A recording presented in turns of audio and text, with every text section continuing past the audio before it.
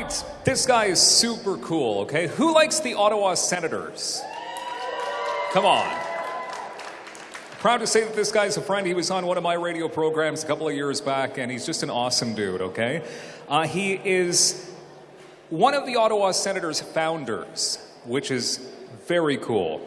Century 21 Explorer Realty Incorporated broker, real estate investment coach. He's a Canadian legend who founded the modern-era Senators and their home arena, the Canadian Tire Centre.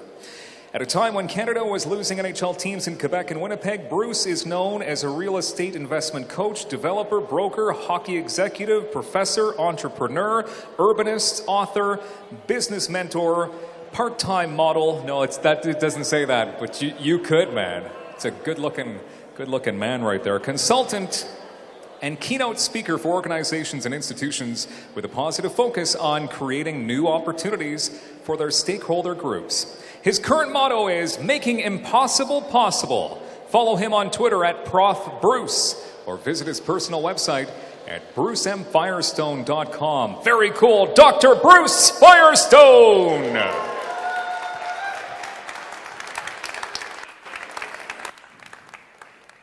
Thank you, Dylan. I'm not going to stand up on a stage, because one of the things I like to do is I like to be amongst the audience, amongst the people. And tonight I got permission from Jared to talk to you about something a little bit different, how to really provide for yourself and your family. And I'm a living, walking, talking, breathing example of what not to do. So whatever I tell you about tonight, right, do the opposite. Okay, most of you people are probably in business. How many of you operate your own business? Put up your hand. Almost all of you. Yeah, I thought so. So what most of you are thinking is that you're going to take care of your business so it can take care of yourself, it can take care of your family. And I understand that, I get that, I do that. So you're thinking about your business every day, you're working overtime, I understand that. But what happens if the business fails, right? What do you do then? Maybe you can rely on your Canada pension plan, right? Do you know that the average payout from the CPP last year was $550 a month? How many of you can live on $550 a month? Right, don't answer that. So maybe you're thinking that you're going to have a defined benefit pension plan, right? But 80% of Canadians, 80% of Canadians and 82% of Americans do not have a defined benefit pension plan. And most of those who do work for the government, right? And probably very few of you actually have that. So you can't really rely on that. So now the question is, how do you turn a rich dad into a poor dad? Not a poor dad into a rich dad, but a rich dad into a poor dad. Anyone want to guess? Yeah, the punchline is buy a National Hockey League team. That's what I did, right? Guaranteed. That'll work. Now, we had a very simple plan. And, you know, if you're running a business, any kind of a business, a simple plan is probably the best plan. So we had a pretty simple plan. Our plan was to buy 600 acres in Canada, which is now part of Ottawa, put an NHL expansion team and an NHL caliber arena in the middle of it, drive up the value of the land, sell off 500 acres, take that money, put it in armored trucks like this, drive them down to Park Avenue in Manhattan, give it to the National Hockey League, and get an expansion franchise for Ottawa. Pretty simple plan. And part of it worked. We did get a National Hockey League team, and this is a headline, I think, the next day in 1990. It was a pretty happy day for Ottawa. And, of course, a few years later, we built what was then called the Palladium, now called Canadian Tire Centre in Canada. Anybody know who this is? You're all too young, I think, to know who this is. Who? Bob Ray. You're too young to know. Yeah, you're 25. Somehow or other, Mr. Ray got elected Premier of the province of Ontario. And he decided that he didn't want the Senators to play in Ottawa. He preferred the team to play in Hamilton. So he decided to oppose what we were doing. He took us to a legal hearing in front of the Ontario Municipal Board that lasted 13 and a half weeks. I was on the stand for 3.5 days. If any of you ever are unlucky enough to be cross-examined for 3.5 days, you'll know what I'm talking about. It's a tough 3.5 days. You know who this guy is? Young lady there. Who's this guy? Miss, who's this guy? Okay, we got to have some hockey fans here. Help her out.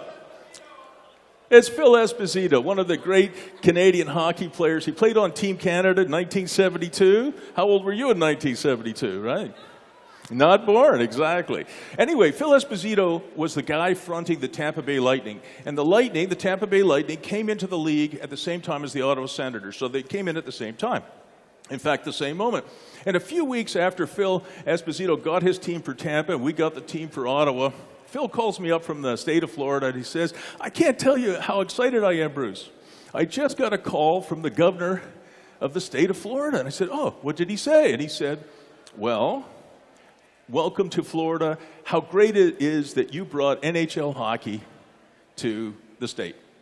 We're so excited to have you here. He said, Bruce, what was your reaction like in Ontario? I said, well, Phil, it was a little bit different. We got a lawsuit. Right. And you may not recognize this, but this is the Palladium interchange. We were required by our provincial government to build that interchange. It's still, I think, to this day, the only privately funded interchange on a 400 series highway in Ontario. We had to pay for that. And the Canadian dollar went from 90 cents when we bought the hockey team. 90 cents, that's the loonie on the right, or left, whatever, you know, the big one. And it went down to 62.5 cents. And the payroll of the team went from 6.5 million Canadian dollars to 84 million in a few years. Don't try that in your own business. Because what happened then was the team went bankrupt. In 2004, 2005, the team went bankrupt, leaving me and my family with nothing. We were destitute. I have an 11-year-old Saab 9.5. That's the only thing I got out of the bankruptcy. An 11-year-old car. Nothing. So this was me the day after the team went bankrupt. And what I say to people is when bad things happen to good people, I give you 3 days. You have 3 days. First day you could be mad. The second day you could be sad or a little sulky like this little guy. But the third day you get a little bit of exercise, get up, and start over. And that's what I did. So I went back to teaching. I have a PhD. You know what PhD stands for? Piled higher and deeper. Right? I have a PhD, so I went back to teaching. This was me in Stockholm. I was teaching at Hyper Island. And I got a chance to write. I like to write, so I wrote a few books. This is a novel I wrote called Quantum Entity. It was made into a movie. And I got to write the Entrepreneur's Handbook. And I know something about real estate, so I wrote the Real Estate Handbook. And then last year I wrote Don't Back Down, the story of the founding of the NHL's Ottawa Senators, and released it for the 25th anniversary. And I had a lot of fun writing that story, I can tell you. And Bob Ray doesn't come out very well in the book, just in case you're wondering. And I went back to school. There I was. Suling, did you talk about lifetime learning? I went back to school. I was 54 years of age. I was a 54-year-old rookie. I went back to school and I had to take 8 courses and 8 exams to get my broker's license. So I went back to school and I did some keynote speaking. I like to speak and sometimes people like to listen. So if you can't rely on your business to take care of you and you don't have a defined benefit pension plan and you're not going to live on $550 a month, maybe you could do something else. Do you know who this guy is? Oh, the big hint is that this is the man standing in front of the name of the school. This is Eric Sprott. So I was teaching at Carleton University at the Sprott School of Business at Carleton. And Eric came to give the commencement speech in 2011. The worst ever commencement speech. Okay, sorry, Eric, but it was terrible. And with 350 impressionable young minds in the audience, he said, don't diversify. Now's the time to invest in gold. Okay? 350 young people going, oh, yeah? And so I went back a few years later and I checked, how is gold doing? The day that Eric said, invest in gold to all these nice young people, it was trading around $1,700 an ounce. And 3 years later, it was trading at $1,200. And maybe you're thinking I'm picking on Eric. So I went back and I looked at the 10-year performance of the Sprott Gold and Precious Minerals Fund. And you can see in 10 years, the fund was up minus 1% a year. So, to all the members of the audience, skill testing question. How long does it take to double your money at minus 1% a year? Never. Okay, you guys are really sharp. Are they serving alcohol here? Drink more. Okay? And I love this ad. This is Ally Bank. This is a major bank saying, here's our high yield interest rate, and they're proudly announcing 0.99%. So if gold isn't going to work and your CPP isn't going to work and you don't like the stock market, what are you going to do? I coach about 130 people in real estate. And I'm a real estate guy, so my answer to that question is real estate. This is Maya Yates, a young woman with 3 children. She's a single mom. And she came to see me and she said, my goal, Bruce, is to retire at some point with $80,000 a year in independent income. And I said, well, Maya, how are you going to do that? She said, well, I'm trying to save some money. I'm going to save some money. I said, okay, well, Maya, at 0.99%, how much money do you have to save to retire at $80,000 a year? She said, I don't know. I said, well, it's about $8 million. Now, how many of you, put up your hand, how many of you can save $8 million before you retire? Put up your hand. Oh, we got 2. You guys can leave now. That's it, you're done. But I can't save $8 million. Probably most of you can't either. So what I do is I have 127 people on this program right now. It's a very simple program. I believe in simplicity, okay? And that is to own your own home and buy some residential rentals, right? It's a pretty simple plan. And within 10 to 12 years, you'll have about $10,000 a month in independent income through real estate. It might take you 15 years, but it's in that range.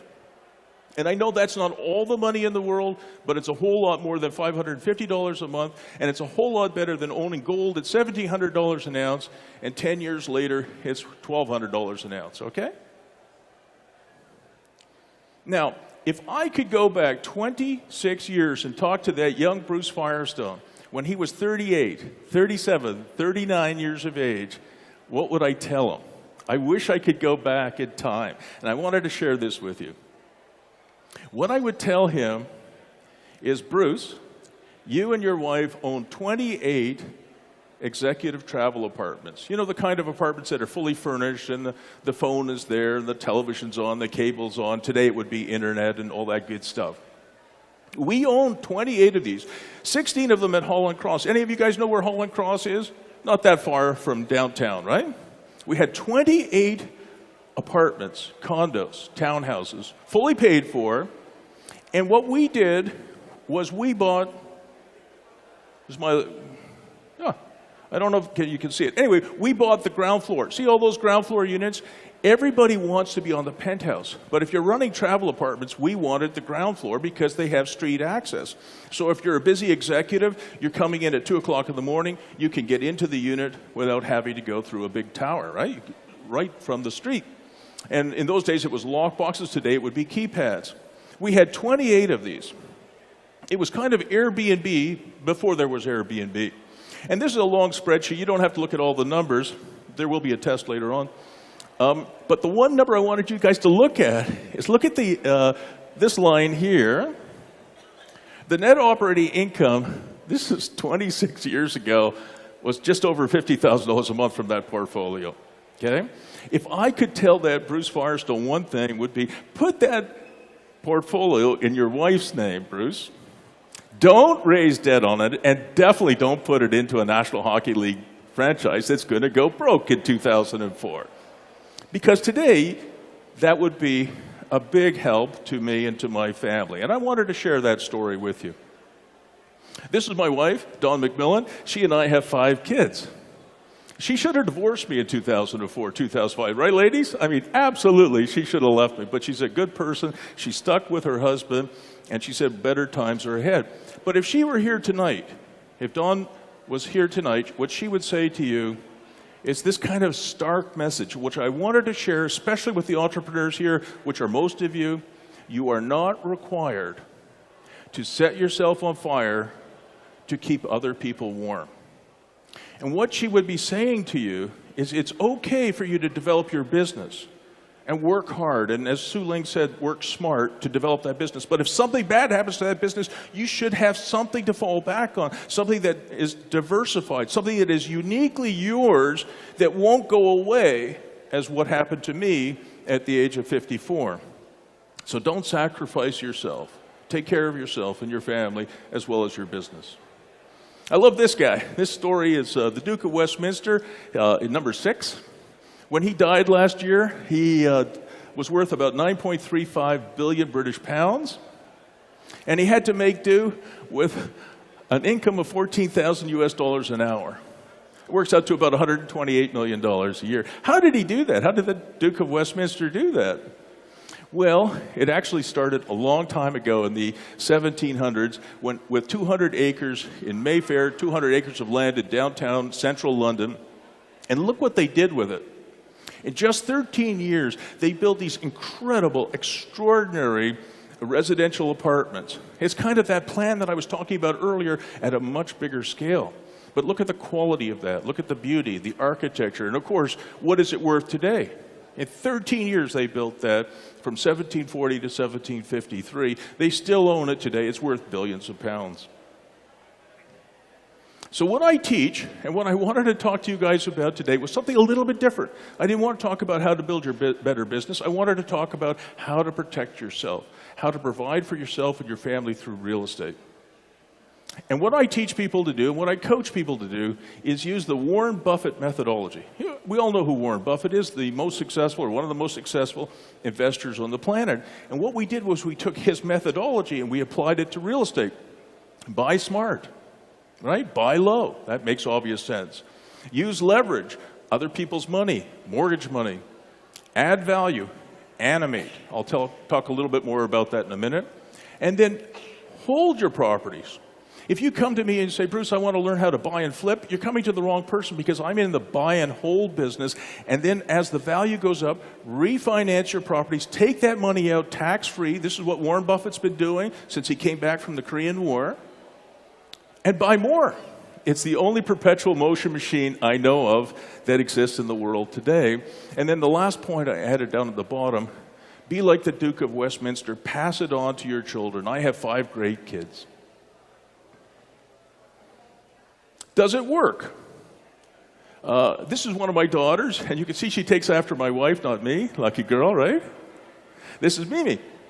And if I'm telling you this is what I believe in, and certainly lots of other people that I talk to also believe in it, but I want my kids to believe in it too. So I said to Mimi last year, buy a house. And so she did. She bought this semi-detached home in the west end of Ottawa. It's a 3-bedroom, 2.5-bath, semi-detached property. It's quite nice. But what we liked about it was it had a walkout condition. You can sort of see at the bottom here, it has a door and a window to the basement. And what Mimi and her contractor did was they put in a 1-bedroom basement apartment. That's the living area. That's the kitchen they put in. That's the master bedroom. That's the bathroom. It has its own independent laundry. And when I talk about animating, something that we've been doing in the last a couple of years is we've been adding a lot of technology to our real estate portfolios. Every tenant in the portfolio comes in, and the day he or she moves in, they have internet, they have Wi-Fi, they have Spotify, they have Netflix, they have basic cable, they have Magic Jack phones. And this is very, very, very much appreciated by tenants because it's instant, and it's appreciated by landlords because they make a little bit of money. So Mimi is able to live in her own home with a basement apartment for $400 a month. And I said to Mimi, when you're an old lady, right? When you're an old lady, this house will be worth $700,000 or $800,000. Who knows? Maybe if it's like Toronto, it'll be $1 million. And it will produce income from that basement apartment of $1,500 or $2,000 a month. Still much more than your CPP. And that's just one unit. And Mimi said, Dad, do you think I could do more than one? I said, yes, you could do 4, you could do 5. And everybody in this audience certainly could do that. About 3 years ago, I did a little bit of research. I think it was original. And I studied the 100 richest families in Canada. And I found out that 61 out of 100, almost 2/3 of the richest families in Canada had all or substantially all of their wealth invested in real estate. I was astonished. I knew it was a big number, but I had no idea it was this big. And so I figure if it's okay for the 61 out of the 100 richest families in Canada to do this, it's probably okay for you and me. And I'll bet you this is true in Mexico, and I'll bet you it's true in Europe, and I'll bet you it's true in the United States. I bet you it's true in China. So that's what I do these days. That's kind of my reason why I do what I do.